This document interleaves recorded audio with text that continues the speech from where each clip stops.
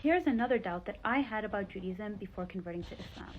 Hi, I'm a Jewish reviewer to Islam, and this is part of my series where I make content for Jews curious about Islam. So one of the biggest issues that I had with Judaism was how complicated the religion had become. And subhanAllah, the Quran literally warns us against this. One example is kashrut. In the Torah, God had said, do not cook a kid in its mother's milk. But over time that became, you can't even eat chicken with dairy, you can't mix meat and dairy at all, you need separate pots, separate utensils, separate dishes, separate sinks, and you even need to wait hours between eating both.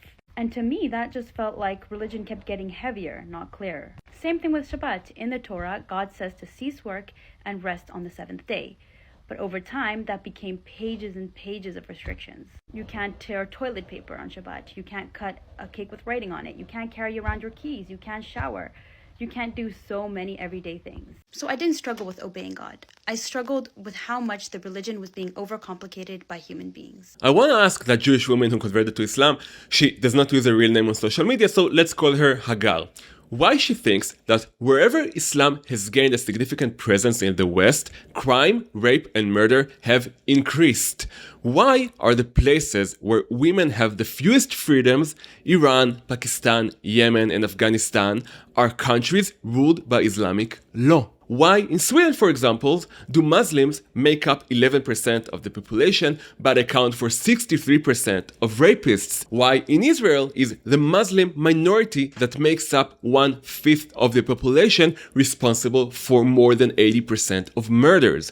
Why, out of 57 Islamic countries, only 3, Indonesia, Malaysia, and Senegal, are democracies, while Israel, the only Jewish state, has been a democracy since the day it was founded? Why in many Muslim countries is living Islam illegal and punishable by death? Why is freedom of speech, a cornerstone of Western society, restricted in Muslim countries where people are forbidden from criticizing Muhammad or the Quran? Why are stoning or flogging accepted punishments for sex outside marriage and amputation an acceptable punishment for theft? The reason Muslim countries lag behind Western countries on nearly every measure of quality of life and well-being is precisely what the woman in the video presents as one of Islam's supposed strengths: the fact that Islamic law cannot be revised because it is considered a divine command. As a result, the moral code remains largely as it was 1300 years ago when Islam was founded.